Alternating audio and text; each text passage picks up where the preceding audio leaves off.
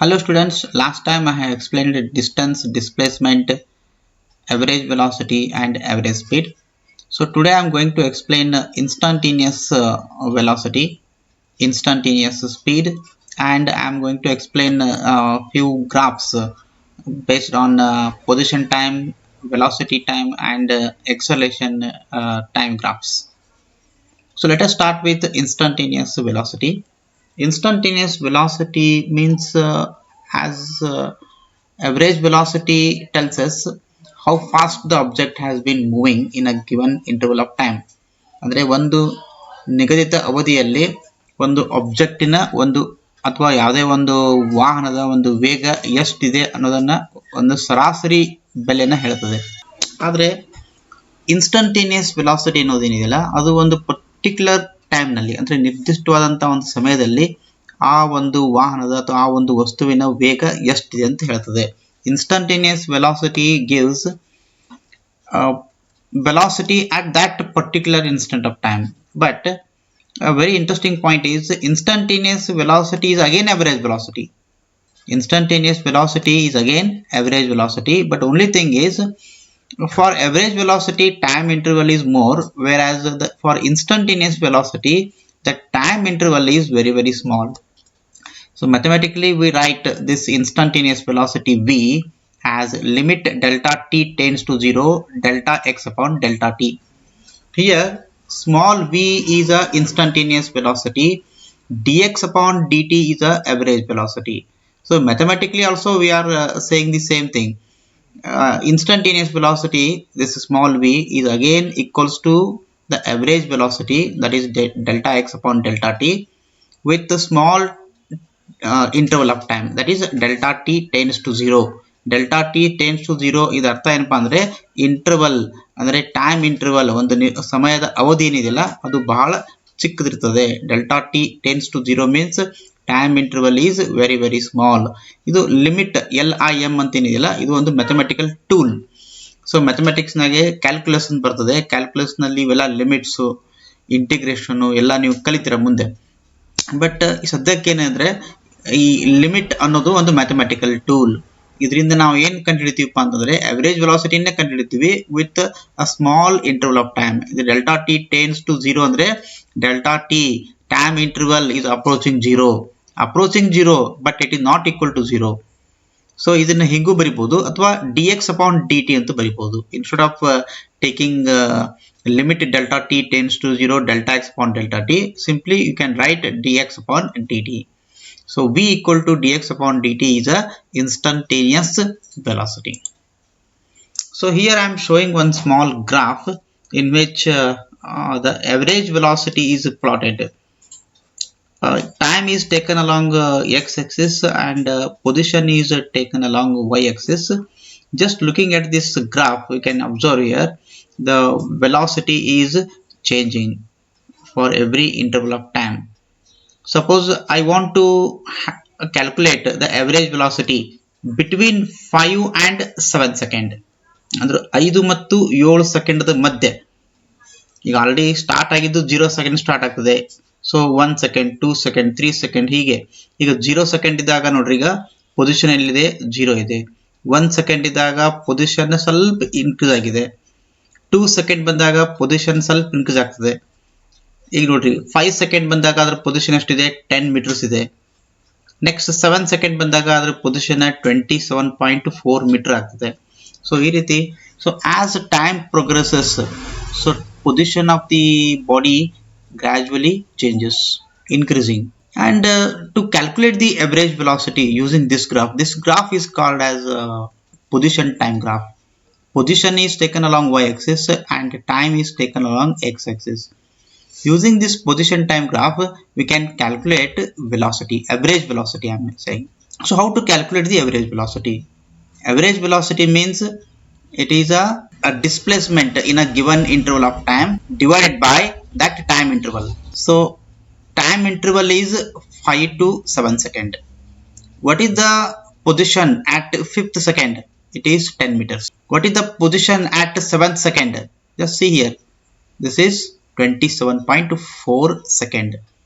So 27.4 second ಏನಿದೆಯಲ್ಲ ಅಷ್ಟು metres ಅನ್ನ ಕವರ್ ಮಾಡ್ತದೆ 7 ಸೆಕೆಂಡ್ ಆದ್ಮೇಲೆ. 5ನೇ ಸೆಕೆಂಡ್ ಕಂಪ್ಲೀಟ್ ಆದಾಗ ಪೊಸಿಷನ್ ಏನಿದೆಯಲ್ಲ ತನ್ನ ಮೂಲ ಸ್ಥಾನದಿಂದ 10 ಮೀಟರ್ ದೂರದಲ್ಲಿರ್ತದೆ.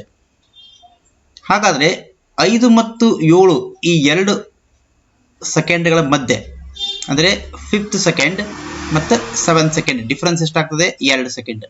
ಈ 2 ಸೆಕೆಂಡ್ ನಲ್ಲಿ ಬಿಟ್ವೀನ್ 5 ಅಂಡ್ 7 ಅದರ ಡಿಸ್ಪ್ಲೇಸ್ಮೆಂಟ್ ಎಷ್ಟಾಗ್ತದೆ ಅಂತಂದ್ರೆ, ಸೊ 7th ಸೆಕೆಂಡ್ ಇದ್ದಾಗ 27.4, 5th ಸೆಕೆಂಡ್ ಇದ್ದಾಗ ಎಲ್ಲಿತ್ತು? 10 ಮೀಟರ್ ನಲ್ಲಿತ್ತು. So 27.4 minus 10 equal to 17.4 meter. This is the displacement taken place in this small interval. ಯಾವ್ದಿದು? 5 to 7. ಹಾಗಾದ್ರೆ time interval is 2 seconds, displacement is 17.4. 17.4 divided by 2 ಮಾಡಿಬಿಟ್ರೆ ನಿಮಗೆ average velocity ಸಿಗುತ್ತೆ. Average velocity for which interval? Average velocity between 5 and 7 seconds. Same thing I am showing here mathematically. So average velocity equal to delta x upon delta t. Delta x, as I told, is 27.4 minus 10, that is 17.4, divided by time interval is 7 minus 5. So ಸಣ್ಣ value ಅನ್ನ ದೊಡ್ಡ value ಇಂದ ನೀವು subtract ಮಾಡಬೇಕು. So ಇದನ್ನ ನೀವು mathematically calculate ಮಾಡಿದ್ರೆ you get 8.7 meter per second. This is the average velocity between 5 and 7. So as long as this time interval is more, you get always average velocity. But ಯಾವಾಗ ಈ time interval ಅನ್ನ ನೀವು ಕಡಿಮೆ ಮಾಡ್ತಾ ಬರ್ತೀರಿ, ಅವಾಗ ಎಷ್ಟು ಕಡಿಮೆ ಮಾಡ್ಬೇಕಂತಂದ್ರೆ you have to reach the last limit. ಅದಕ್ಕಿಂತಲೂ ನಿಮಗೆ ಕಡಿಮೆ ಮಾಡಲಿಕ್ಕೆ ಸಾಧ್ಯ ಆಗಬಾರ್ದು. ಅಷ್ಟು ಸ್ಮಾಲ್ ಇಂಟರ್ವಲ್ ತಗೊಂಡಾಗ then you get instantaneous velocity. But instantaneous velocity is again average velocity, but the time interval will be very small. So ಅದಕ್ಕೆ ನಾವೇನ್ ಕರ್ತೀವಿ? the limiting value of average velocity at 4 second. So limiting value of average velocity is nothing but instantaneous velocity. Limiting value of average velocity at 4 second is nothing but the instantaneous velocity at 4 second. ಒಂದು example ಕೊಡೋಣ. what is the instantaneous velocity at 4 second? So instantaneous ಅಂತ ಹೇಳುವಾಗ ನಾವು ಎರಡು time interval ಅಂತ ತಗೊಳ್ಳಂಗಿಲ್ಲ. ನೋಡ್ರಿ, ಇಲ್ಲಿ average velocity ಅಂತ ಬಂದಾಗ we have to take t1 and t2. t1 is 5 second and t2 is 7 second. But whenever we are saying instantaneous velocity, there will be no time interval because the time interval is very small. t1 is almost equal to t2. You have to take only one time, that is at 4 second or at 5th second or at 6th second. So whenever you measure the average velocity at 4th second, it gives instantaneous value. So how to calculate this? Again using this formula, v is equal to limit delta t tends to 0 delta x upon delta t, which gives the instantaneous value of. So I am showing one small table because in the graph I cannot show a small time interval. ಅಂದ್ರೆ between 5 and 7 ಅಂತಂದ್ರೆ ನಿಮ್ಗೆ 2 seconds you can easily observe, it's clearly visible. But whenever this time interval becomes very small, so you cannot show it in the graph ನಲ್ಲಿ ಇದನ್ನ small time interval ಅನ್ನು ತೋರಿಸೋಕೆ ಬಹಳ ಕಷ್ಟ ಆಗ್ತದೆ. So that is the reason I am showing one small table here. I will tell you how to calculate the average velocity for different readings. Let us start with 2 time interval. ಹೆಂಗೆ ಇಲ್ಲಿ 5 and 7 ಅಂತ ತಗೊಂಡಿದ್ದೀವಿ. So ಆ ರೀತಿ we have to take one time interval. So let us take t1 equal to 3 second and t2 equal to 5 second. Now we have to calculate the average velocity between 3 and 5 second. So assume that the distance at t1, the distance covered when time reaches 3 second, it is 2.16 meter. ಈಗ already travel ಮಾಡಿರೋದನ್ನ ಅವ್ರು ಬರ್ದಾರ ಅಂತ ತಿಳ್ಕೊಡ್ರಿ. ಈಗ then when time t2 reaches 5 second, ಎರಡು time interval ತಗೋಬೇಕು, ಒಂದು t1 ಮತ್ತು ಇನ್ನೊಂದು t2. So t2 when it becomes 5 second, so then the object has covered 10 meters. Assume that 3 second ಇದ್ದಾಗ ಅದು 2.16 ಮೀಟರ್ ನಲ್ಲಿ ಇತ್ತು ತನ್ನ ಮೂಲ ಸ್ಥಾನದಿಂದ. 5 ಸೆಕೆಂಡ್ ಆದಾಗ ಅದು 10 ಮೀಟರ್ಗೆ ಹೋಯ್ತು. 2.16 ನಿಂದ 10 ಮೀಟರ್ಗೆ ಹೋಯ್ತು ಆ ಒಂದು object. So then what is the displacement? You have to subtract smaller value from bigger value. ಅಂದ್ರೆ 10 minus 2.16, it will be 7.84. This is the displacement delta x. What is the time interval? We have to subtract 3 from 5. So t2 minus t1 gives delta t, which is 2 seconds. To calculate the average velocity, you have to simply divide displacement by this time interval. Displacement is 7.84, time interval is 2. 7.84 divided by 2 gives 3.92 meter per second. This is the average velocity. So now I am going to reduce the time interval. ಯಾಕಂದ್ರೆ ನಮಗೆ instantaneous value ಬೇಕಾಗಿದೆ. Instantaneous value ಬೇಕು ಅಂತಂದ್ರೆ we have to take a very small time interval. So let us reduce the time interval. 3 ಇದನ್ನ 3.5 ಮಾಡ್ರಿ, 5 ಇದನ್ನ 4.5 ಮಾಡ್ರಿ. So ಅವಾಗ ಏನಾಯ್ತು? What is the difference between these two? It is only 1 second. 4.5 minus 3.5, how much it is? 1 second. 1 second is a delta t, time interval. ಯಾವಾಗ ಇದು 3.5 second ನಲ್ಲಿ object 3.43 metre ದೂರದಲ್ಲಿದೆ, assume that when time reaches to 4.5 second, the body will be at 7.29 meters.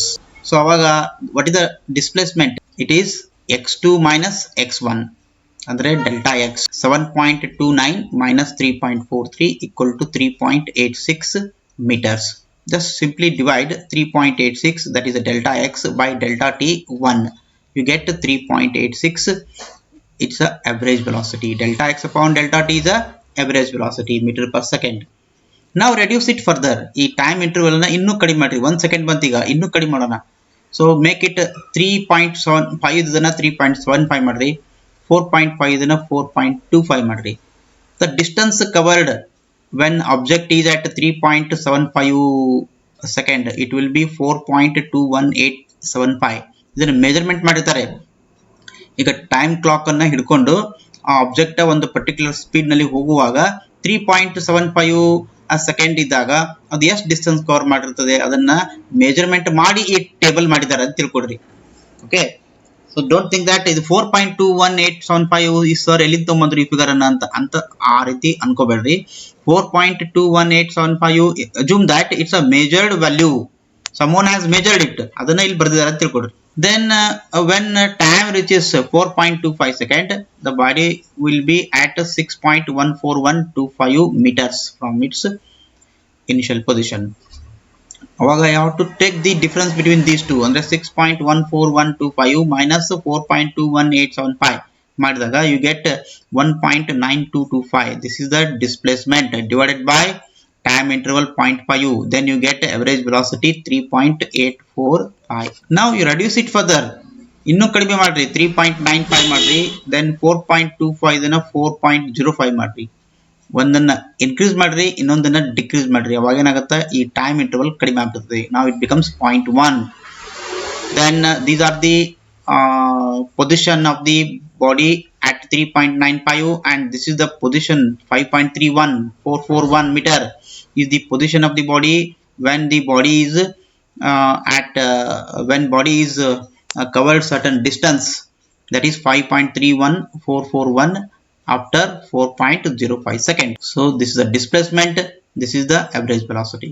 Now reduce it further, make it 3.995. t1 anna 3.9995 ಮಾಡ್ರಿ, t2 ಅನ್ನ 4.005 ಮಾಡ್ರಿ.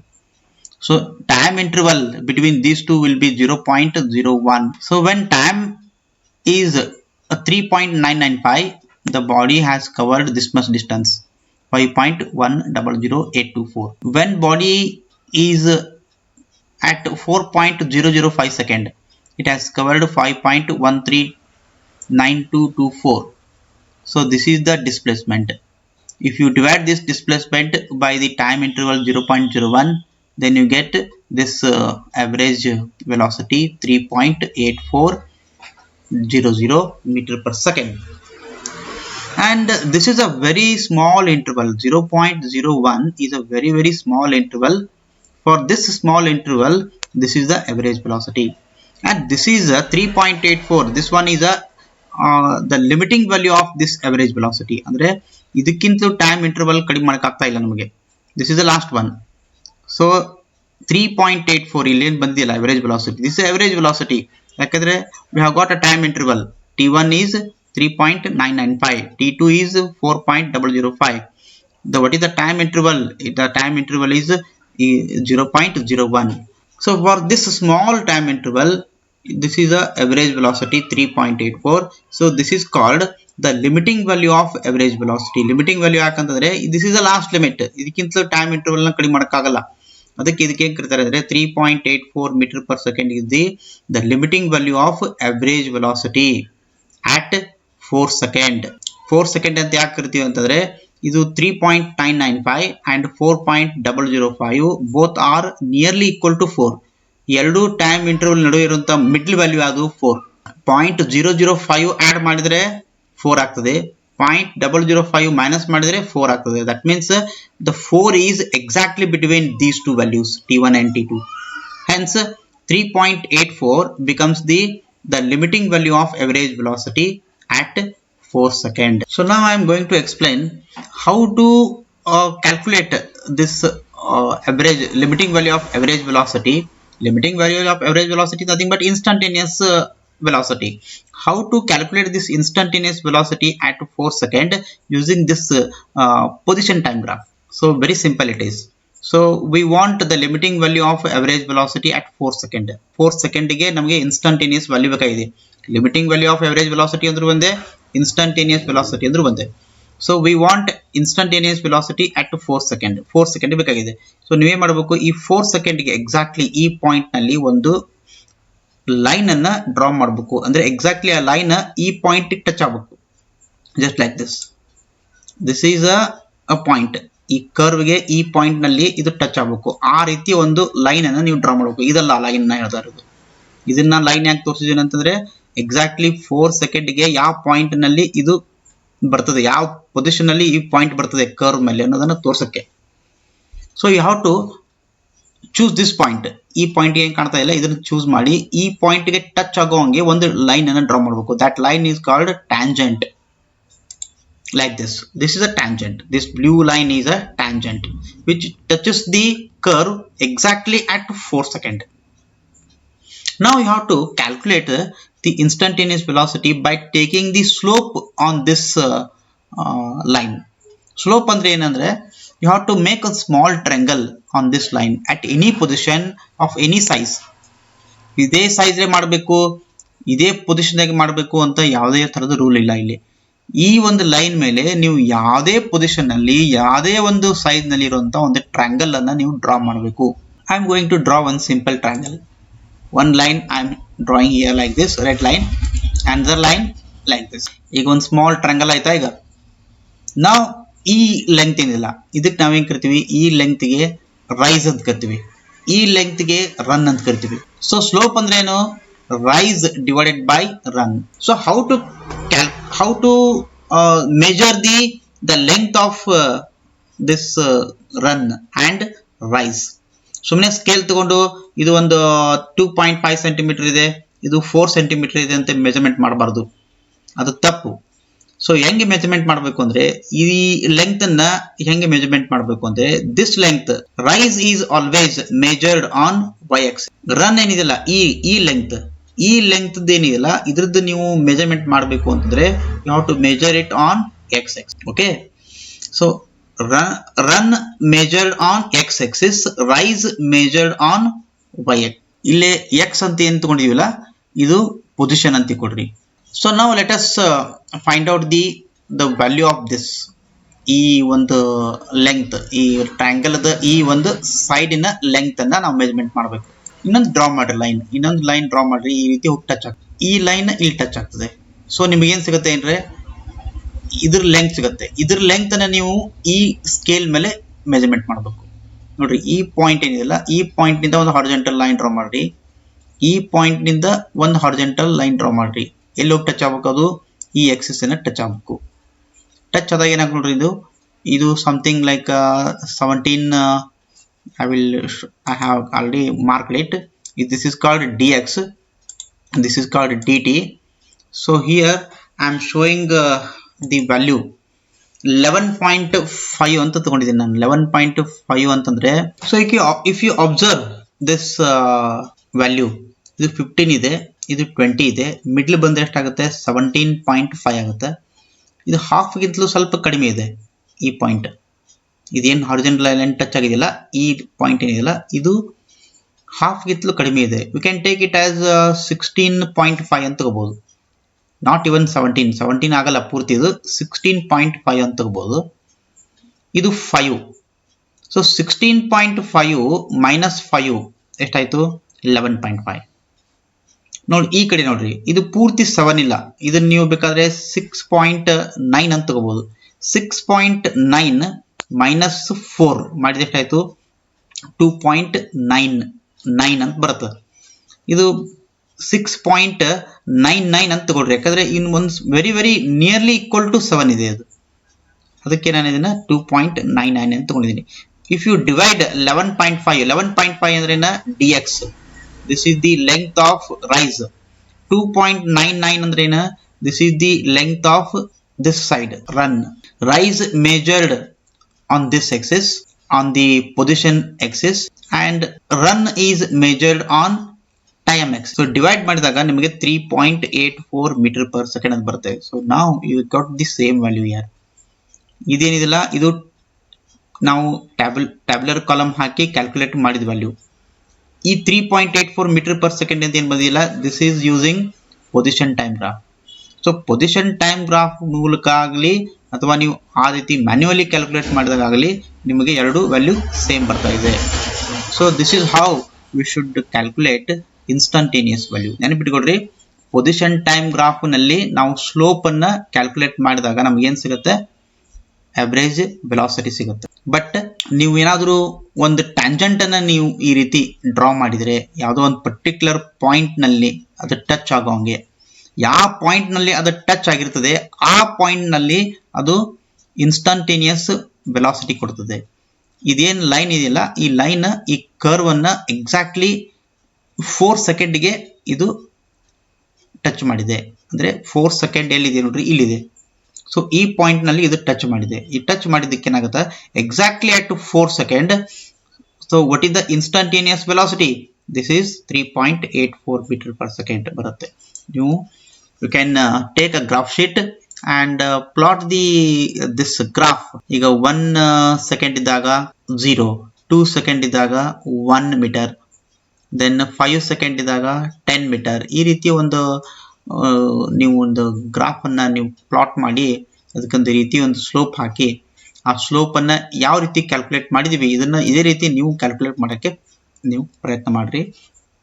So if you have any doubt you can clarify it in the doubt clarification session.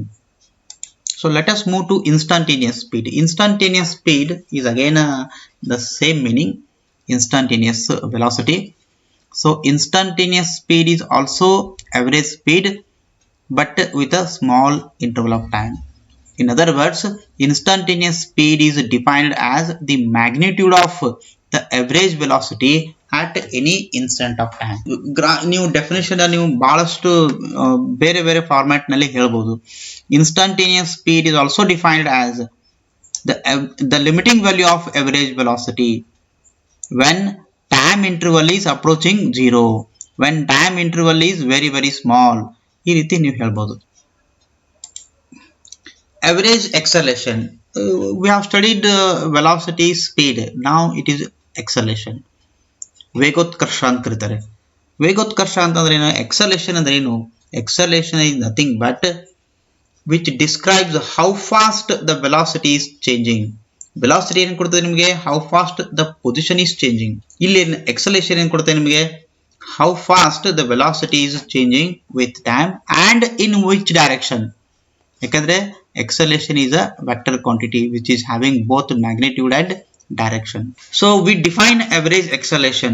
Average ಬರೀ acceleration ಆದ್ರೆ ಬರೆದ್ರೆ ನೀವು it's a instantaneous acceleration ಆಗ್ಬಿಡ್ತದೆ. So we have to read like average acceleration, not just acceleration. Acceleration means instantaneous value. So we define average acceleration as change in velocity delta v divided by time interval delta t. Here the average acceleration nodri small a ಅಂತ ಬರೆದು ಅದರ ಮೇಲೆ ಒಂದು line draw ಮಾಡಬೇಕು, bar. This indicates it's a average acceleration. So average acceleration equal to change in velocity v2 minus v1. v2 is the velocity at t2 seconds, v1 is the velocity at t1 second. v2 minus v1 gives delta v, change in velocity, whereas t2 minus t1 gives the change in the time interval, delta t. And the SI unit is meter per second square. ಯಾಕಂದ್ರೆ velocity ಏನಿದೆ metre per second ಇದೆ, divided by second, ಅವಾಗ ಏನಾಗುತ್ತೆ metre per second ಅಂದ್ರೆ metre per second square. So acceleration exist only when there is a change in velocity. ಯಾವಾಗ velocity ಒಳಗೆ ಬದಲಾವಣೆ ಆಗುತ್ತೆ ಅವಾಗ ಮಾತ್ರ ವೇಗೋತ್ಕರ್ಷ ಇರ್ತದೆ, ಅಂದ್ರೆ ಎಕ್ಸಲೇಷನ್ ಇರ್ತದೆ. Acceleration does not exist when there is no change in velocity. So here I am showing some diagrams. I am accelerating because I am speeding up. ನೋಡ್ರಿ, ಒಬ್ಬ ಹುಡುಗ ಓಡ್ತಾ ಇದ್ದಾನೆ, ಅವನ ಸ್ಪೀಡ್ ಜಾಸ್ತಿ ಆಗ್ತಾ ಇದೆ. ಯಾಕೆ ಜಾಸ್ತಿ ಆಗ್ತಾ ಇದೆ ಅಂದ್ರೆ because there is a change in velocity. Speed ಜಾಸ್ತಿ ಆಗ್ತದೆ. ಸ್ಪೀಡ್ ಜಾಸ್ತಿ ಆಗ್ಬಿಟ್ರೆ ಅದ್ರ ಅರ್ಥ ಏನಪ್ಪಾ ಅಂದ್ರೆ ಹಿ ಈಸ್ ಎಕ್ಸಲೇಟಿಂಗ್. ಸ್ಪೀಡ್ ಏನಾದ್ರು ಜಾಸ್ತಿ ಆಗಲಿಲ್ಲ ಅಂತ ಕೊಡ್ರಿ, ಅದನ್ನ ಎಕ್ಸಲೇಟಿಂಗ್ ಅಂತ ಕರಿಬಾರ್ದು. If there is a change in speed then you should say the person is accelerating. So I am accelerating because I am slowing down. ಬರೀ ಇನ್ಕ್ರೀಸ್ ಆದ್ರೆ ಅಷ್ಟೇ ನೀವು ಎಕ್ಸಲೇಟಿಂಗ್ ಅನ್ನಬಾರ್ದು, ಡಿಕ್ರೀಸ್ ಆದ್ರೂ ಎಕ್ಸಲೇಟಿಂಗ್ ಅಂತ ಕರೀತಾರೆ. So both change in speed ಅಂತಂದ್ರೇನು, speed may be increase or it may decrease. So I am accelerating because I am slowing down. Here I am accelerating because I am speeding up. So ನೀವು ವೇಗವಾಗಿ ಓಡಿದಾಗ ಅಥವಾ ನೀವು ವೇಗವಾಗಿ ಓಡೋದನ್ನ ನಿಧಾನ ಮಾಡಿದಾಗ, so ಎರಡರಲ್ಲಿಯೂ ಏನಿರುತ್ತದೆ, ವೇಗೋತ್ಕರ್ಷ ಇರ್ತದೆ. And here a small insect is moving in a different direction. So I am accelerating, it is saying I am accelerating because I am changing direction. ಬರೀ ಸ್ಪೀಡ್ ನಲ್ಲಿ ಜಾಸ್ತಿ ಕಡಿಮೆ ಆದರೆ ಎಕ್ಸಲೇಟಿಂಗ್ ಕರೀದಿಲ್ಲ. Even if there is a change in the direction, here also we can say there is a change in acceleration. I am accelerating because I am changing the direction. I am accelerating because I am speeding up. I am accelerating because I am slowing down. So in all cases, whenever there is a change in the speed, whenever there is a change in the direction, so one should having the acceleration.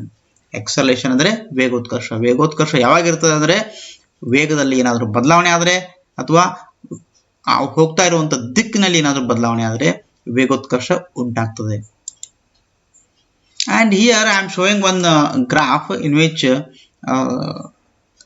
the graph is showing a uniformly accelerated body using the position time graph. ಇದು y axis ನಲ್ಲಿ position ತಗೋತೀನಿ, x axis ಮೇಲೆ time ತಗೋತೀನಿ. So you can observe here 1 second ಇದ್ದಾಗ ಇದು 2.5, next 2 second ಬಂದಾಗ ನೋಡ್ರಿ nearly 7.5, 3 second ಬಂದಾಗ ನಿಯರ್ಲಿ 15.75, 4th second ಬಂದಾಗ nearly 30. We can take 33.5. So like this, there is a change in the position as the time progresses. ಈ ರೀತಿ ಒಂದು curve ತೋರಿಸಿದಾಗ ಇದನ್ನ ನಾವೇನ್ ಕರಿಬಹುದು, ಯೂನಿಫಾರ್ಮ್ಲಿ ಎಕ್ಸಲೇಟೆಡ್ ಬಾಡಿ ಅಂತ ಕರಿಬಹುದು. ಯೂನಿಫಾರ್ಮ್ಲಿ ಎಕ್ಸಲೇಟೆಡ್ ಬಾಡಿ ಅಂತನ್ನ ಈ ರೀತಿ ಒಂದು ಗ್ರಾಫಿಕಲಿ ನಾವು ಇದನ್ನ ರೆಪ್ರೆಸೆಂಟ್ ಮಾಡಬಹುದು. ಯೂನಿಫಾರ್ಮ್ಲಿ ಯಾಕೆ ಅಂದ್ರೆ ಪ್ರತಿ ಸೆಕೆಂಡಿಗೆ ಅದರ ಪೊಸಿಷನ್ ಏನಿದೆಯಲ್ಲ ಅದು ಚೇಂಜ್ ಆಗ್ತಾ ಇದೆ. ನೋಡ್ರಿ, ಒಂದು ನಿರ್ದಿಷ್ಟ ಪ್ರಮಾಣದಲ್ಲಿ ಚೇಂಜ್ ಆಗ್ತಾ ಇದೆ, ಅದಕ್ಕೆ ನಾವೇನ್ ಕರಿತೀವಿ, ಯೂನಿಫಾರ್ಮ್ಲಿ ಎಕ್ಸಲೇಟೆಡ್ ಬಾಡಿ.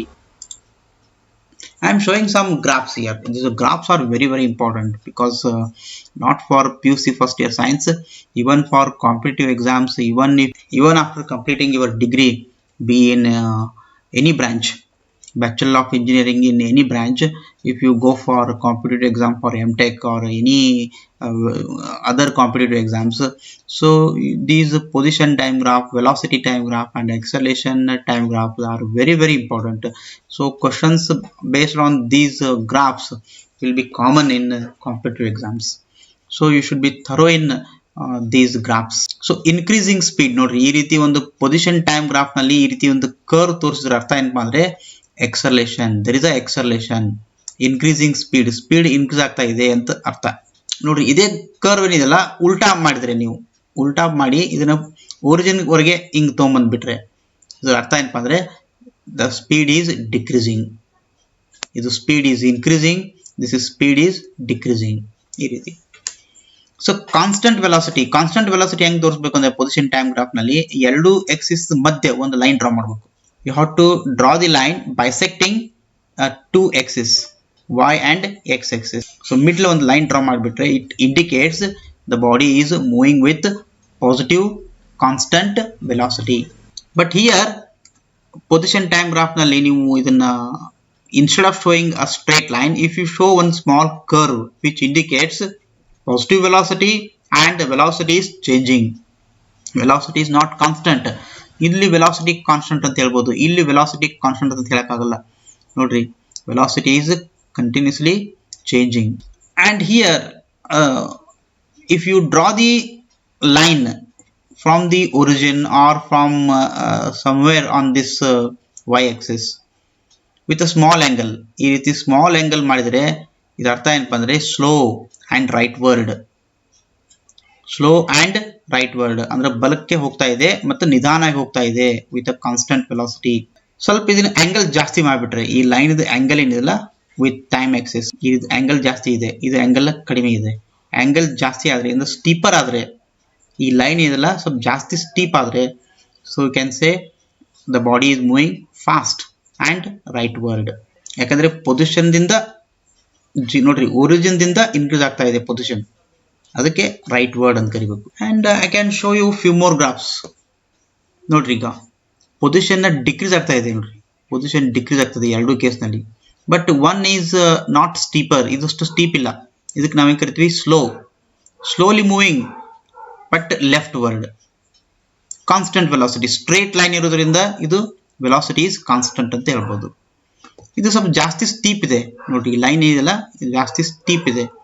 ಲೈನ್ ಅಂದ್ರೆ ಅರ್ಥ ಏನು, straight line in position time graph ಈ ರೀತಿ ಒಂದು ಲೈನ್ ಡ್ರಾ ಮಾಡಿದಾಗ with certain angle, not horizontal, okay, with certain angle ಮಾಡಿದಾಗ ನಿಮ್ಗೆ ಏನು ಅನ್ಬೇಕು, velocity is constant.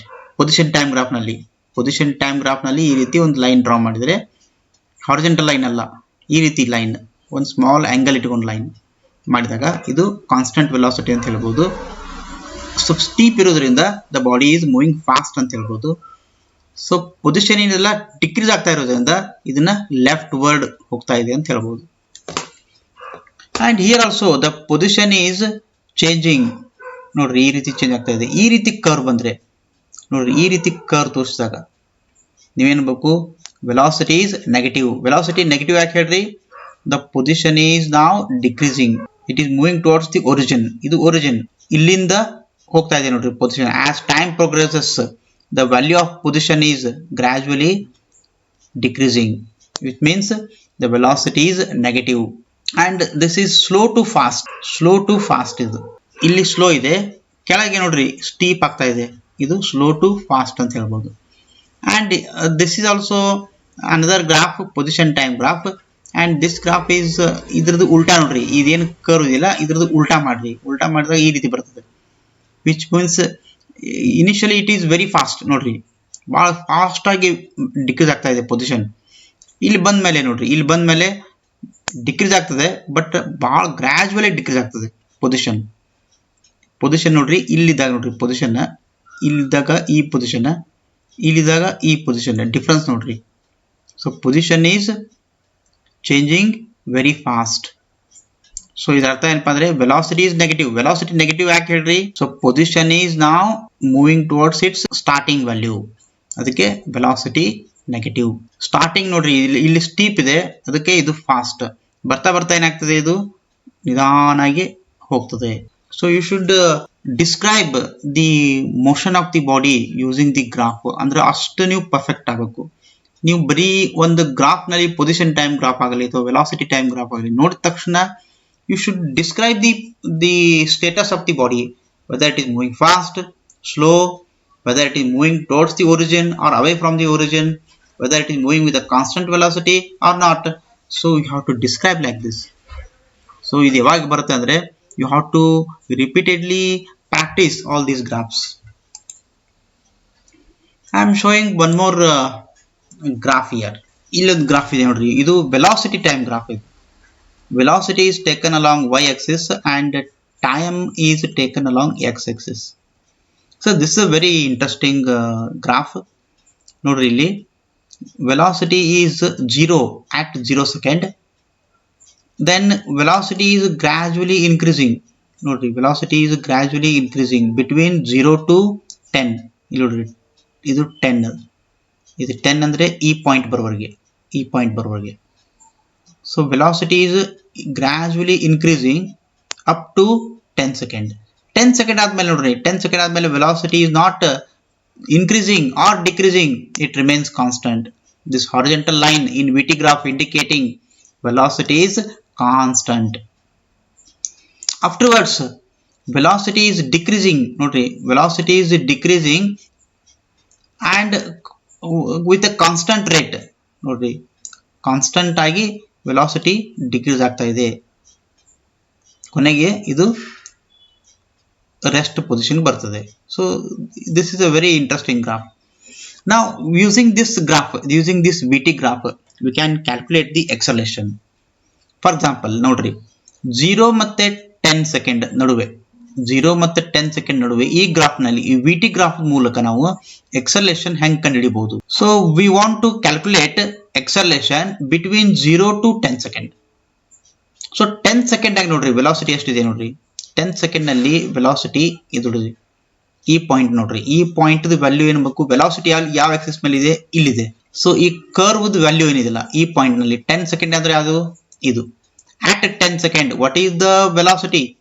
The velocity is 24 meter per second. And what is the velocity at 0 second? It is also 0. ಅಂದ್ರೆ ನೀವೇ ಮಾಡಬೇಕು 24 minus 0 ಅನ್ಬೇಕು. ಯಾಕಂದ್ರೆ ಇದು 0 ಅನ್ನೋದು t1 ಅಂತ ಕನ್ಸಿಡರ್ ಮಾಡಿದ್ರೆ 10 ಸೆಕೆಂಡ್ ಏನಿದೆಲ್ಲ ಇದನ್ನ t2 ಅಂತ ಕನ್ಸಿಡರ್ ಮಾಡಿದ್ರೆ we want average velocity we want average acceleration between 0 and 10 second. So 10 second ಅನ್ನ t2 ಅಂತ ತಗೊಳ್ರಿ 0 second ಅನ್ನ t1 ಅಂತ ತಗೊಳ್ರಿ. So at 10 second the velocity is 24 meter per second. At 0 the velocity is 0 meter per second. So ಅವಾಗ ನೀವು ಏನು ಮಾಡಬೇಕು what is the change in velocity? Change in velocity is between 0 to 10 second. Change in velocity is 24 minus 0. Notary 24 minus 0. What is the time interval? Time interval is 0 to 10. Andre 10 minus 0. Illi baribeku 10 minus 0. So you divide ಮಾಡಿದಾಗ ನಿಮಗೆ ಏನು ಬರುತ್ತೆ 2.4 meter per second square. This is the acceleration between 0 to 10 second. Now between 10 to 18 second ಅಂದ್ರೆ 18 second ಅಂದ್ರೆ ಇದು ಈ point between 10 to 18 second what is the acceleration? So ನೀವು ಅವಾಗ ಏನು ಮಾಡಬೇಕು what is the time interval now? The time interval is between 10 to 18 ಅಂದ್ರೆ 18 minus 10. This is the time interval. 10th second ನಲ್ಲಿ velocity ಎಷ್ಟಿತ್ತು 24 meter per second. What is the velocity at 18 second? Again it is same value because constant is only 24. So 24 minus 24 divided by 18 minus 10 equal to 0 meter per second. ಅದರ ಅರ್ಥ ಏನು ಹೇಳಿರಲಿ when velocity remains constant ಅವಾಗ acceleration ಆಗುತ್ತಾ 0 ಆಗುತ್ತದೆ. ಅಲ್ಲ ಹೇಳಿದೆ ನಾನು ನಿಮಗೆ acceleration exists only when there is a change in velocity. Velocity ಒಳಗೆ ಏನಾದರೂ ಬದಲಾವಣೆ ಇದ್ರೆ ಮಾತ್ರ ವೇಗೋತ್ಕರ್ಷ ಇರ್ತದೆ. ಇಲ್ಲಿ ನೋಡ್ರಿ ಇಲ್ಲಿ ವೇಗೋತ್ಕರ್ಷನೇ ಇಲ್ಲ ಯಾಕೆ ಹೇಳ್ರಿ ವೆಲಾಸಿಟಿ ಈಸ್ ಕಾನ್ಸ್ಟಂಟ್ ಹಿಯರ್. ಅದಕ್ಕೆ ಏನು ಬಂದು ನಿಮಗೆ ಎಕ್ಸಲೇಷನ್ 0 ಬಂದ್ಬಿಡ್ತಿಲ್ಲಿ. ನಾವು between 18 to 20 velocity is decreasing. ಹಾಗಾದ್ರೆ ಯಾವ ರೇಟ್ ನಲ್ಲಿ ಎಕ್ಸಲೇಷನ್ ಇದೆ ಅಲ್ಲಿ ಯಾವ ಎಕ್ಸಲೇಷನ್ ರೇಟ್ ನಲ್ಲಿ ಇದು ಬಾಡಿ ಏನಿದೆಲ್ಲ ರೆಸ್ಟ್ ಪೊಸಿಷನ್ ಬರ್ತದೆ. ಅಂದ್ರೆ ನೋಡ್ರಿ ಇಲ್ಲಿಂದ ಇಲ್ಲಿವರೆಗೆ ವೆಲಾಸಿಟಿ 0 ಸ್ಪೀಡ್ 0 ಆಗಬೇಕು ಅಂತಂದ್ರೆ ಏನ್ ಮಾಡ್ತೀರಾ ನೀವು ವಾಹನದಾಗ ಕೂತಾಗ ವೆಹಿಕಲ್ ಕೂತಾಗ ಬ್ರೇಕ್ ಹಾಕ್ತೀರಾ. ಸೊ ಬ್ರೇಕ್ ಹಾಕೋದ ಅರ್ಥ ಏನಪ್ಪಾ ಅಂದ್ರೆ you are decelerating, you are not accelerating, you are decelerating. Decelerating ಅಂದ್ರೆ ನೀವು ನೆಗೆಟಿವ್ ಎಕ್ಸಲೇಷನ್ ಅನ್ನು ಅಪ್ಲೈ ಮಾಡ್ತೀರಿ. ಸೊ ನಾವು between 18 to 20 what is the acceleration ನಿಮ್ಗೆ ನೆಗೆಟಿವ್ ಬರ್ತದೆ ನೋಡ್ರಿ. ಇಲ್ಲ ಎಕ್ಸಲೇಷನ್ ಇಲ್ಲಿ ನಿಮ್ಗೆ ನೆಗೆಟಿವ್ ಬರ್ತದೆ ಯಾಕಂದ್ರೆ ಬಾಡಿ ರೆಸ್ಟ್ ಪೊಸಿಷನ್ ಬಂದಿದೆ. ಯಾವಾಗ ರೆಸ್ಟ್ ಪೊಸಿಷನ್ ಬರ್ತದೆ, ಸ್ಪೀಡಾಗಿ ಹೋಗ್ತಾ ಇರೋ ವೆಹಿಕಲ್ ಸಡನ್ ಆಗಿ ರೆಸ್ಟ್ ಪೊಸಿಷನ್ ನಿಲ್ತದೆ. ಯಾವಾಗ ನಿಲ್ತದೆ? When you apply the brake. Brake apply ಮಾಡೋದು ಅರ್ಥ ಏನು? You are applying the negative acceleration. So 18 to 20. 18 to 20 means 20 minus 18 is the time interval. So 18th second ಇದ್ದಾಗೆ ವೆಲಾಸಿಟಿ ಎಷ್ಟಿತ್ತು? 24 ಇತ್ತು. ಆ್ಯಂಡ್ 20th ಸೆಕೆಂಡ್ ಬಂದಾಗ ವೆಲಾಸಿಟಿ ಏನಾಯಿತು? 0 ಆಯಿತು. So it is 0 minus 20. Final velocity is 0. Initial velocity ಎಷ್ಟಿತ್ತು? 24 metre per second ಇತ್ತು. ಇಲ್ಲಿಂದ ಇಲ್ಲಿವರೆಗೆ ನಾವು ನೋಡ್ತಾ ಇದ್ದೀವಿ ಎಕ್ಸಲೇಷನ್ ಎಷ್ಟು ಅಂತಿಕೊಂಡು. ಸೊ ಇಟ್ ಈಸ್, ಇದು V1, ಇದು V2. 18 is a T1, 20 is T2. So V2 minus V1 upon T2 minus T1. What is a V2? 0. Velocity ಎಷ್ಟಿದೆ? ವೆಲಾಸಿಟಿ ಅಂದ್ರೆ ನೀವು ಈ ಪಾಯಿಂಟ್ ನಲ್ಲಿ 20 ಅಂದ್ರೆ ಇದು ಟೈಮ್, ಇದು ನೀವು ಇದನ್ನ ವೆಲಾಸಿಟಿ ಅಂತ ತಿಳ್ಕೊಬೇಡ್ರಿ. ಈ ಪಾಯಿಂಟ್ ನಲ್ಲಿ ನೋಡ್ರಿ ವೆಲಾಸಿಟಿ, ಈ ಪಾಯಿಂಟ್ ನಲ್ಲಿ ಹಂಗ ಸ್ಟ್ರೇಟ್ ಆಗಿ ಹೋಗ್ಬಿಡ್ರಿ, ಏನ್ ಸಿಗುತ್ತೆ ನಿಮಗೆ? 0 ಸಿಗುತ್ತೆ. ಸೊ 0 ಅಂದ್ರೆ ಏನ್ ಹೇಳ್ರಿ? Velocity at this point at 20th second is 0 ಅಂತ ಹೇಳ್ಬೇಕು ನೀವು. So it is 0 minus 24 upon 2 ಅಂತಂದ್ರೆ minus 12 metre per second square. ನೋಡ್ರಿ ನೆಗೆಟಿವ್ ಬಂದ್ಬಿಡ್ತಿ. ಇಲ್ಲಿ ನೆಗೆಟಿವ್ ಯಾಕೆ ಬಂತ ಹೇಳ್ರಿ? ಇಲ್ಲೇ ಬ್ರೇಕ್ ಅಪ್ಲೈ ಮಾಡಿದಾರೆ ಅಂತ ಅರ್ಥ. So you can show this graph using acceleration time graph also. Acceleration time graph ನಲ್ಲಿ ಇದನ್ನ ನೀವು ಇಂಡಿಕೇಟ್ ಮಾಡಿ ತೋರಿಸಬಹುದು. ಫಾರ್ ಎಕ್ಸಾಂಪಲ್, ಈಗ ಬಿಟ್ವೀನ್ 0 to 10 ಸೆಕೆಂಡ್ ನೋಡ್ರಿ, ಇಲ್ಲಿ ಎಕ್ಸಲೇಷನ್ ಈಸ್ ಇನ್ಕ್ರೀಸಿಂಗ್. ಇಲ್ಲೇನಿದೆ? ಎಕ್ಸಲೇಷನ್ 0 ಇದೆ. ಇಲ್ಲೇ ಮಾಡ್ಬೇಕು ನೀವು, ಆ ಲೈನ್ ಅನ್ನ ಡ್ರಾಪ್ ಮಾಡ್ಬೇಕು ಇಲ್ಲಿ. ಅಂದ್ರೆ ಈ ಪೀರಿಯಡ್ ನಲ್ಲಿ ಏನಿದೆ? ಎಕ್ಸಲೇಷನ್ 0 ಇದೆ. ಇಲ್ಲಿ ನೋಡ್ರಿ, ಈ ಲೈನ್ ನೋಡ್ರಿ, ಈ ಲೈನ್ ಏನ್ ಇಂಡಿಕೇಟ್ ಮಾಡ್ತಾ ಇದ್ರೆ ಎಕ್ಸಲೇಷನ್ ಈಸ್ ಕಾನ್ಸ್ಟೆಂಟ್. ಎಷ್ಟು? -12 metre per second constant acceleration ಇಲ್ಲಿ ಅಪ್ಲೈ ಮಾಡ್ತಾರೆ. ಮಾಡಿ ಆ ಬಾಡಿಯನ್ನ ರೆಸ್ಟ್ ಪೊಸಿಷನ್ ತೊಗೊಂಡ್ಬರ್ತಾರೆ. ಸೊ ಬಿಟ್ವೀನ್ 10 to 18 ಅಂದ್ರೆ ರೆಸ್ಟ್ ಬರೋಕ್ಕಿಂತ ಮುಂಚೆ ಅಂದ್ರೆ ಬಿಟ್ವೀನ್ 18 to 20 ಈ ಅವಧಿಯಲ್ಲಿ ಬ್ರೇಕ್ ಅಪ್ಲೈ ಮಾಡ್ತಾರೆ. ಯಾಕೆ ಹೇಳ್ರಿ? ಇದು 0 ಇದೆ. ಕಾನ್ಸ್ಟೆಂಟ್ ಅಂದ್ರೆ ಅರ್ಥ ಏನಪ್ಪಾ ಅಂದ್ರೆ ಎಕ್ಸಲೇಷನ್ is 0 between 10 to 18 second ಎಕ್ಸಲೇಷನ್ is 0 because there is no change in the velocity. Velocity ಒಳಗೆ ಯಾವುದೇ ಬದಲಾವಣೆ ಇಲ್ಲ. ಅದಕ್ಕೆ ಏನ್ ಮಾಡ್ತೀವಿ ನಾವು? ಇಲ್ಲಿ ಎಕ್ಸಲೇಷನ್ ಅನ್ನ 0 ತೋರಿಸ್ತೀವಿ. ನೆಕ್ಸ್ಟ್ 18 ಸೆಕೆಂಡ್ ಬಂದಾಗ ನೀವೇನ್ ಮಾಡ್ತೀರಿ? ಬ್ರೇಕ್ ಅಪ್ಲೈ ಮಾಡ್ತೀರಿ. ಅವಾಗ ಏನಾಗುತ್ತೆ? Velocity at A constant rate it will decrease. ಎಷ್ಟು ಎಕ್ಸಲೇಷನ್ ಮಾಡ್ತೀರಿ? 12 ಮೀಟರ್ ಪರ್ ಸೆಕೆಂಡ್. ನೋಡ್ರಿ, ನೀವು ಇಲ್ಲಿಂದ ಮೇಲೆ ಹೋಗಬಾರ್ದು, ಇಲ್ಲಿಂದ ಕೆಳಗೆ ಬರಬೇಕು. ಮೈನಸ್ ಇದೆ ನೋಡ್ರಿ. ಸೊ ಮೈನಸ್ ಇದೆ ಅಂತಂದ್ರೆ 12 ಇಲ್ಲಿ ಬರ್ತದೆ. ಸೊ ಇಲ್ಲಿವರೆಗೆ ಒಂದು ಲೈನ್ ಡ್ರಾ ಮಾಡಬೇಕು. ಇದು ಅರ್ಥ ಏನಪ್ಪಾ ಅಂದ್ರೆ you are applying the negative acceleration. So negative acceleration ನೀವು ಇಲ್ಲಿ ಅಪ್ಲೈ ಮಾಡಿದ್ರಿ. ಸೊ ಅಪ್ಲೈ ಮಾಡಿದಾಗ ಏನಾಯ್ತು? ನಾವು body will start to slow down. ಈ ರೀತಿ ಸ್ಲೋ ಡೌನ್ ಆಗ್ತಾ ಇದೆ. ಸೊ ನಾವು between 18 to 20 you are applying this constant acceleration. ಅಂದ್ರೆ 18 ದಿಂದ 20 ವರೆಗೆ ಒಂದು line draw, horizontal line draw ಮಾಡ್ತೀವಿ. this horizontal line indicates this 12 meter per second remains constant. ಅಂದ್ರೆ between 18 to 20 you are applying the negative acceleration at the constant rate of -12 meter per second square. So ಈ point ನಲ್ಲಿ 20th ಸೆಕೆಂಡ್ಗೆ ನೋಡ್ರಿ, 20th ಸೆಕೆಂಡ್ಗೆ ಏನಾಯ್ತು? Body coming to rest. ಒಂದು line draw ಮಾಡ್ಬೇಕು ಇಲ್ಲಿ. ಎಲ್ಲಿವರೆಗೆ? ಎಕ್ಸಲೇಷನ್ ಏನಾಗಬೇಕು? 0 ಆಗಬೇಕು. ಇಲ್ಲಿ ನೋಡ್ರಿ, ಈ ಪಾಯಿಂಟ್ ನಲ್ಲಿ, ಈ ಪಾಯಿಂಟ್ ಬಂದಾಗ ಎಕ್ಸಲೇಷನ್ ಆಯ್ತು 0 ಆಯ್ತು. So this is how you should draw acceleration time graph using the velocity time graph. And instantaneous acceleration.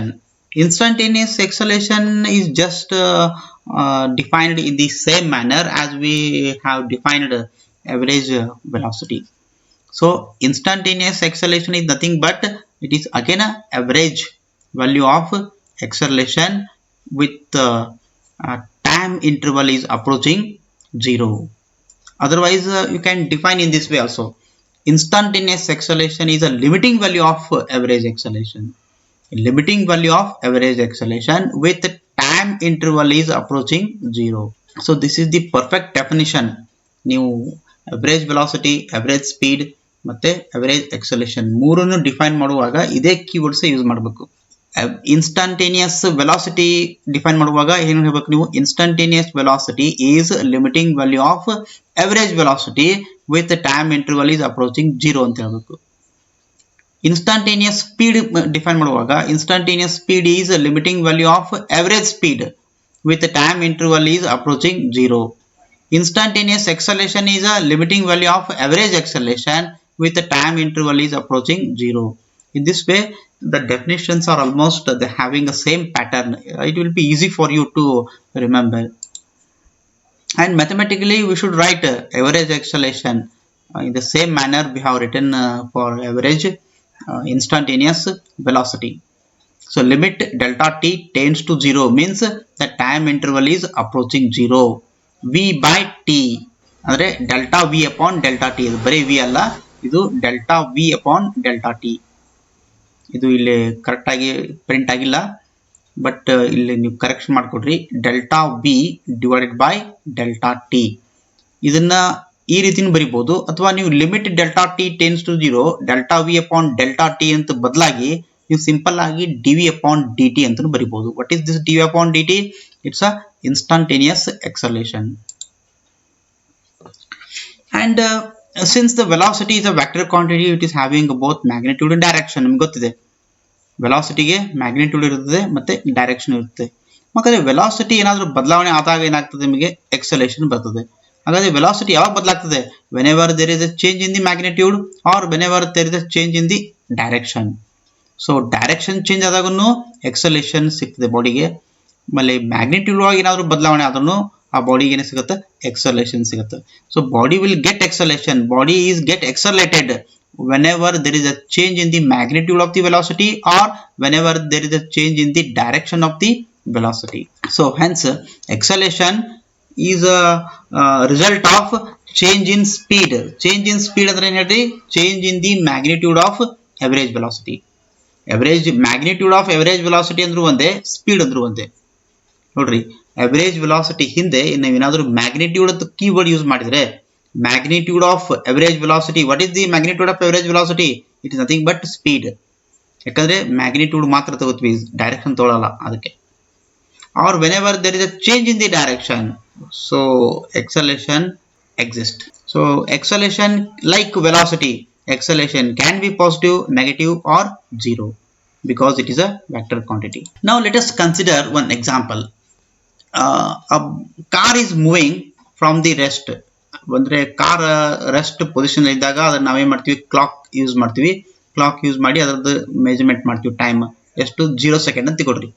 Rest ಇದ್ದಾಗ 0 ಸೆಕೆಂಡ್ ಅಂತ ತಗೊಳ್ರಿ. ಕಾರ್ ಸ್ಟಾರ್ಟ್ ಮಾಡ್ರಿ.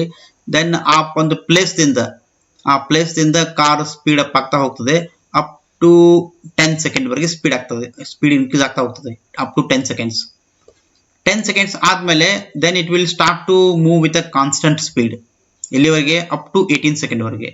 So between 10 and 18 second, so there is no change in the speed. Speed will remain same. Afterwards, he apply the brake. Car driver ಮಾಡ್ತಾನೆ, break ಅನ್ನು apply ಮಾಡ್ತಾನೆ car ನಿಲ್ಲಿಸಲಿಕ್ಕೆ.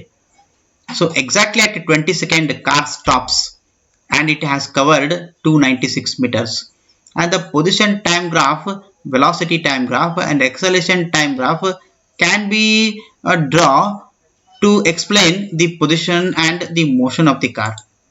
Let us take all these three graphs.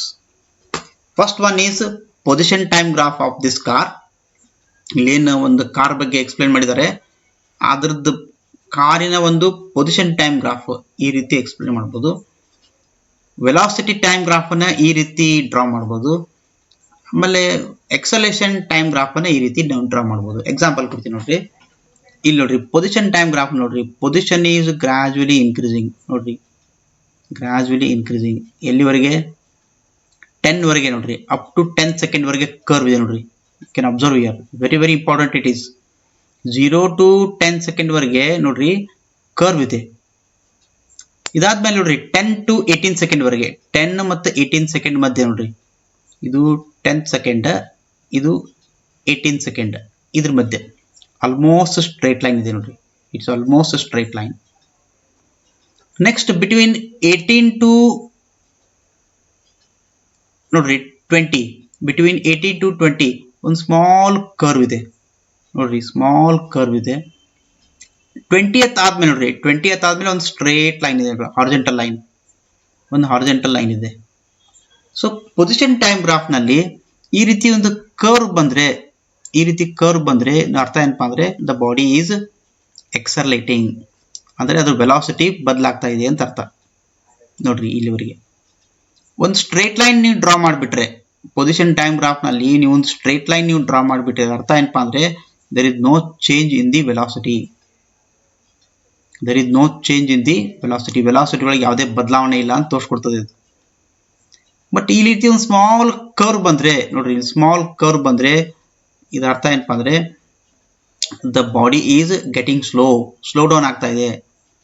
ಈ position time graph ನಲ್ಲಿ ಒಂದು horizontal line draw ಮಾಡಿಬಿಟ್ರೆ ಇದರ ಅರ್ಥ ಏನಪ್ಪಾ ಅಂದ್ರೆ the body is at rest.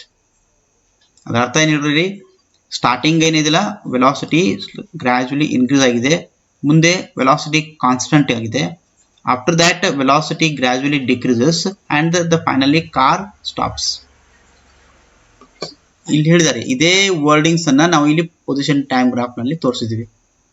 So between 0 to 10 second its velocity gradually increasing. After that, between 10 to 18 second, the velocity is constant. Using the position time graph ನೋಡ್ರಿ, ನಾ position time graph ದಿಂದ ನಾನು ಏನು ಮಾಡ್ತಾ ಇದ್ದೀನಿ, ಇಲ್ಲಿ ವೆಲಾಸಿಟಿ ಟೈಮ್ ಗ್ರಾಫ್ ಹೋಗ್ತಾ ಇದ್ದೀನಿ. ಸೊ ಬಿಟ್ವೀನ್ 0 to 10 ಸೆಕೆಂಡ್ ಈ ಪೊಸಿಷನ್ ಟೈಮ್ ಗ್ರಾಫ್ ಅನ್ನು ನೋಡಿಕೊಂಡು ನೀವು ಇಲ್ಲಿ ಏನು ಮಾಡ್ಬೋದು, ವೆಲಾಸಿಟಿ ಕರ್ವ್ ಅನ್ನು ಡ್ರಾ ಮಾಡ್ಬೋದು. ನೋಡ್ರಿ ಬಿಟ್ವೀನ್ 0 to 10 ಸೆಕೆಂಡ್ ಪೊಸಿಷನ್ ನೋಡ್ರಿ ಏನಾಗ್ತಾ ಇದೆ, ಸ್ಲೋಲಿ ಇನ್ಕ್ರೀಸ್ ಆಗಿದೆ ನೋಡ್ರಿ, position is changing, position is changing. Curve portion ಇದೆ, ಇದು ಕರ್ವ್ ಪೋರ್ಷನ್ ಅರ್ಥ ಏನಪ್ಪಾ ಅಂದ್ರೆ ಇಲ್ಲ ವೆಲಾಸಿಟಿ ಈಸ್ ಗ್ರಾಜುವಲಿ ಇನ್ಕ್ರೀಸಿಂಗ್. ನೋಡ್ರಿ ಇಲ್ಲಿ ಈ ರೀತಿ ಕರ್ವ್ ತೋರಿಸ್ಬೋದು, velocity is gradually increasing. But 10 second ಆದ್ಮೇಲೆ ನೋಡ್ರಿ ಸ್ಟ್ರೇಟ್ ಲೈನ್ ಇಂಡಿಕೇಟ್ ಮಾಡ್ತೀವಿ. What is the straight line? The straight line in position time graph indicates the body is moving with a constant velocity. ಅಂದ್ರೆ velocity there is no change in the velocity ಎಲ್ಲಿವರೆಗೆ, between 10 to 18 second. Between 10 to 80 second this portion of the curve is straight line in the position time graph which indicates velocity is constant. ನೀವೇನ್ ಮಾಡಬೇಕು, VT graph ನಲ್ಲಿ ಒಂದು horizontal line draw ಮಾಡಿಬಿಟ್ರೆ ಇದರ ಅರ್ಥ ಏನಪ್ಪಾ ಅಂದ್ರೆ the velocity is constant.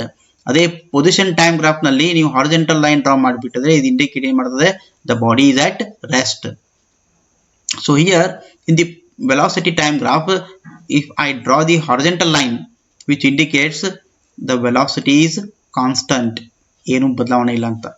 And here the curve indicates small curve after 18 second. After 18 second the curve is gradually indicating. ನೋಡ್ರಿ ಪೊಸಿಷನ್ ಬದಲಾಗ್ತಾ ಇದೆ, ಗ್ರಾಜುವಲಿ ಬದಲಾಗ್ತಾ ಇದೆ, ಬಟ್ ಇಟ್ ಈಸ್ ಮುಂದೆ ಏನಾಗ್ತದೆ ನೋಡ್ರಿ, ಮುಂದೆ ಪೊಸಿಷನ್ ಆಲ್ಮೋಸ್ಟ್ ಕಾನ್ಸ್ಟೆಂಟ್ ಉಳ್ಕೊಂಡ್ಬಿಡ್ತದೆ. ಇದರ ಅರ್ಥ ಏನಪ್ಪಾ ಅಂದ್ರೆ the velocity is gradually decreasing and reaches 0.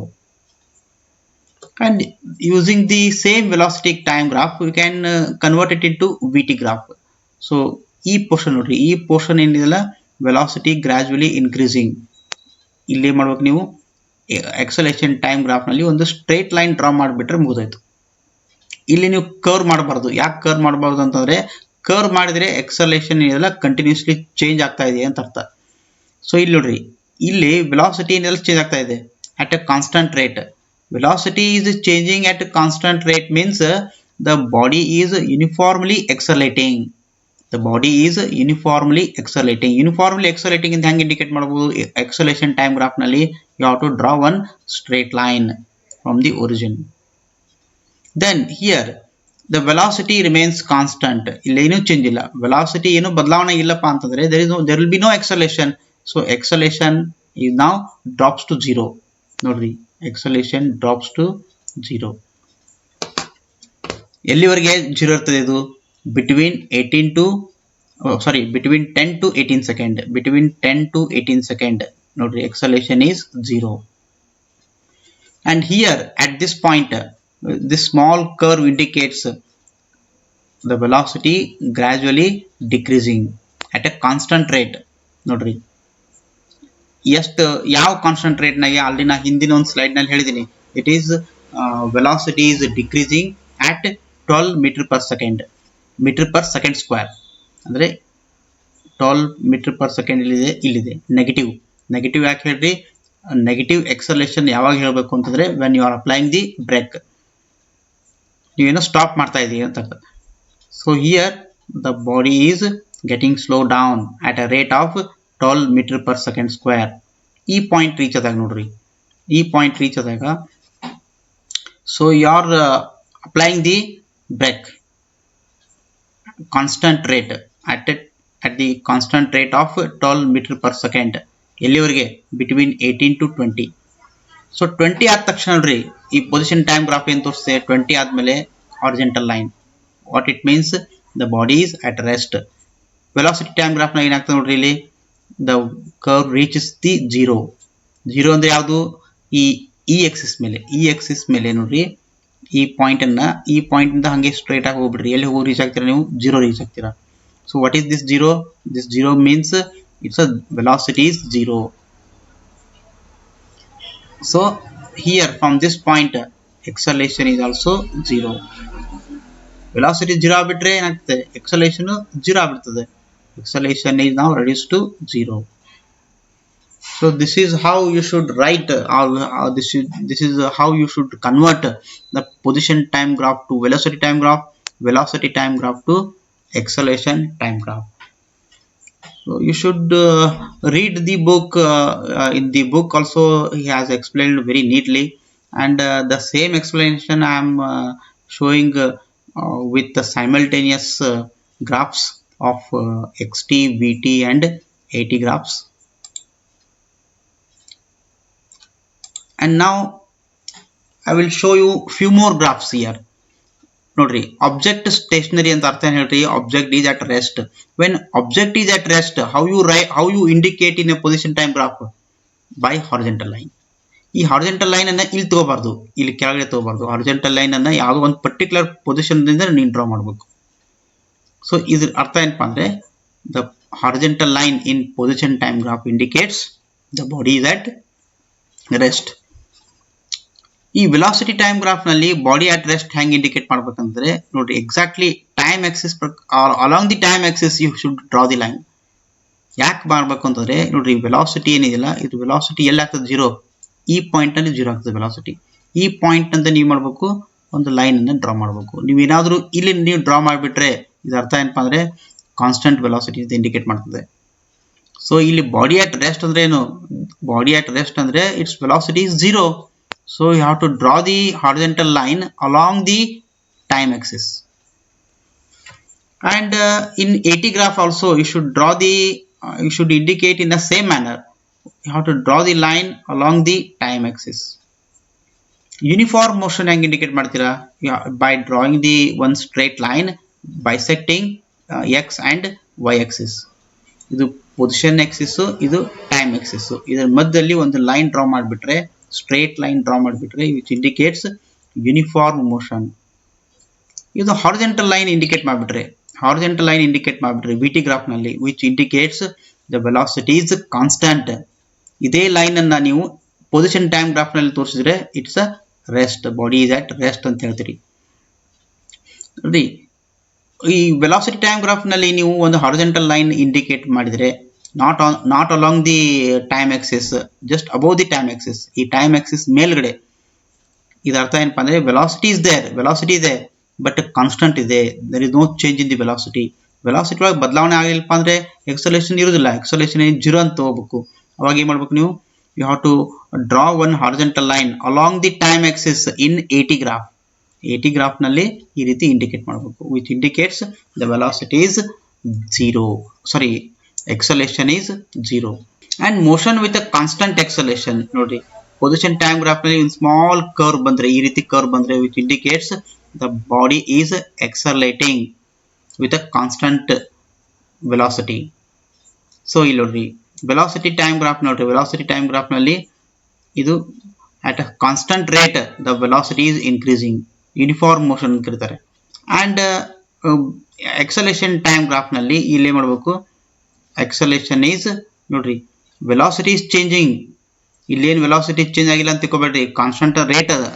ನಾನು ಬ್ರೇಕ್ ಕಾನ್ಸ್ಟಂಟ್ ಅಂತ ಹೇಳ್ತಾ ಇಲ್ಲ, velocity is changing at constant rate, ಅಂದ್ರೆ ಸಮನಾದ ದರದಲ್ಲಿ ಅದರ ವೇಗ ಜಾಸ್ತಿ ಆಗ್ತಾ ಇದೆ. ಅಂದ್ರೆ 2 ಸೆಕೆಂಡ್ ಇದ್ದಾಗ 10 ಆಯ್ತು ಅಂತ ತಿಳ್ಕೊಡ್ರಿ, 10 ಮೀಟರ್ ಪರ್ ಸೆಕೆಂಡ್ ಆದ್ರೆ ನೆಕ್ಸ್ಟ್ 4 ಸೆಕೆಂಡ್ ನಲ್ಲಿ 20 ಆಗ್ತದೆ, ನೆಕ್ಸ್ಟ್ 6 ಸೆಕೆಂಡ್ ನಲ್ಲಿ 40 ಆಗ್ತದೆ. ಈ ರೀತಿ the velocity is changing at a constant rate. ಅವಾಗ ಏನು ಮಾಡ್ಬೇಕು ನೀವು, we have to draw one horizontal line in AT graph. Horizontal line in AT graph means the velocity is changing at a constant rate. So this is how we should analyze xt, vt and AT graph. These are the graphs are very important. ಎಷ್ಟು ಸಾಧ್ಯ ಇದೆ ಅಷ್ಟು graphs ಗಳ ಬಗ್ಗೆ ನೀವು ಅಧ್ಯಯನ ಮಾಡ್ರಿ, ನಿಮಗೆ ಮುಂದೆನೂ ಹೆಲ್ಪ್ ಆಗ್ತದೆ, ಕಾಂಪಿಟೇಟಿವ್ ಎಕ್ಸಾಮ್ ನಲ್ಲಿ ಬಹಳ ಹೆಲ್ಪ್ ಆಗ್ತದೆ. and it develops good logic in understanding the science subject. And I am showing few more graphs here. ನಿಮ್ಮ ಈ NCERT ಟೆಕ್ಸ್ಟ್ ಬುಕ್ ನಲ್ಲಿ ಸಾಕಷ್ಟು ಗ್ರಾಫ್ಸ್ ಗಳನ್ನು ಕೊಟ್ಟಿದ್ದಾರೆ. ಅಲ್ಲಿ ಒಂದು ಸೆಂಟೆನ್ಸ್ ಹೇಳಿದ್ದಾರೆ ಅವರು, you should analyse more and more graph to understand the. ನೋಡ್ರಿ, ಈ ರೀತಿ ಕರ್ವ್ ತೋರಿಸಿದ್ರೆ ಪೊಸಿಷನ್ ಟೈಮ್ ಗ್ರಾಫ್ ನಲ್ಲಿ ಈ ರೀತಿ ಕರ್ವ್ ತೋರಿಸಿದ್ರೆ ಇದು ಇಂಡಿಕೇಟ್ಸ್ ಪಾಸಿಟಿವ್ ಎಕ್ಸಲೇಷನ್. ಎಕ್ಸಲೇಷನ್ ಈಸ್ ಪಾಸಿಟಿವ್ ಅಂತ ಅರ್ಥ. ಈ ರೀತಿ ಬಂದ್ರೆ ಕರ್ವ್ ಹಿಂಗ್ ಬಂದ್ರೆ ನೋಡ್ರಿ, ಪೊಸಿಷನ್ ಈಸ್ ಹಿಂಗೆ ಬಂದು ಮತ್ತೆ ಪೊಸಿಷನ್ ಕೆಳಗೆ ಹೋಗ್ತಾ ಇದೆ, ಅದರ ಅರ್ಥ ಅಂದ್ರೆ ನೆಗೆಟಿವ್ ಎಕ್ಸಲೇಷನ್. ಈ ರೀತಿ ಒಂದು ಸ್ಟ್ರೇಟ್ ಲೈನ್ ನೀವು ಡ್ರಾ ಮಾಡಿದ್ರೆ ಬಿಟ್ವೀನ್ 2 axes ಇನ್ ಪೊಸಿಷನ್ ಟೈಮ್ ಗ್ರಾಫ್, ಇದರ ಅರ್ಥ ಏನಪ್ಪಾ ಅಂದ್ರೆ ಎಕ್ಸಲೇಷನ್ is 0. And in velocity time graph, ಈ ವೆಲಾಸಿಟಿ ಟೈಮ್ ಗ್ರಾಫ್ ಇಲ್ಲಿ ನೋಡ್ರಿ, ಇಲ್ಲಿ motion in positive direction with positive ಎಕ್ಸಲೇಷನ್ ಅಂತ ಹೇಳ್ಬೋದು. ಇಲ್ಲಿ ಈ ವಿಟಿ ಗ್ರಾಫ್ ನಲ್ಲಿ velocity is starting from certain value, not from 0 value. ಅದು ಸ್ಟಾರ್ಟ್ ಆಗುವಾಗ ಅದರ ವ್ಯಾಲ್ಯೂ ಏನೈತೆ, ಸಮ್ ವ್ಯಾಲ್ಯೂ ಇತ್ತು, ಅದಕ್ಕೆ ಅಲ್ಲಿಂದ ನೀವು ಅಬ್ಸರ್ವ್ ಮಾಡ್ತಾ ಇದ್ರಿ. ಅಂದ್ರೆ ಒಂದು ಕಾರ್ ಹೋಗ್ತಾ ಇದೆ, ರೆಸ್ಟ್ ಪೊಸಿಷನ್ ನೀವು ಅಬ್ಸರ್ವ್ ಮಾಡ್ತಾ ಇಲ್ಲ, ಕಾರ್ ಆಲ್ರೆಡಿ ಮೂವ್ ಆಗ್ತಾ ಇತ್ತು. ಮೂವ್ ಆಗೋ ಟೈಮ್ದಲ್ಲಿ ಯಾವುದೋ ಒಂದು ನಿರ್ದಿಷ್ಟ ಅವಧಿಯಲ್ಲಿ ಅದರ ವೇಗವನ್ನು ನೀವು ಮೆಜರ್ಮೆಂಟ್ ಮಾಡ್ತೀರಿ ಅಂತ ಅರ್ಥ. Initial velocity, the body is moving with certain initial velocity and its velocity gradually increasing in the positive direction. And here the velocity is positive ಇದೆ, and but it is decreasing with a constant rate. ಇದು B graph ನಲ್ಲಿ motion in positive direction with negative acceleration. ಇದು positive ಎಕ್ಸಲೇಷನ್, ಇದು negative ಎಕ್ಸಲೇಷನ್. Velocity ಜಾಸ್ತಿ ಆದ್ರೆ ಅದರ ಅರ್ಥ ಏನಪ್ಪಾ ಅಂದ್ರೆ there is a positive acceleration. Velocity decrease ಯಾವಾಗ ಆಗ್ತದೆ, when there is a negative acceleration. Then here this one in the C graph, the motion is in negative direction with a negative acceleration. ನೋಡ್ರಿ, ಈ ರೀತಿ more and more negative, the velocity is becoming more and more negative. ಇದರ ಅರ್ಥ ಅಂದ್ರೆ you are applying more and more negative acceleration, and it is in the negative direction because ನೋಡ್ರಿ, ಇದು 0 ದಿಂದ ಕೆಳಗೆ ಹೋದಂಗೆ ನೆಗೆಟಿವ್ ಜಾಸ್ತಿ ಆಗ್ತಾ ಹೋಗ್ತದೆ.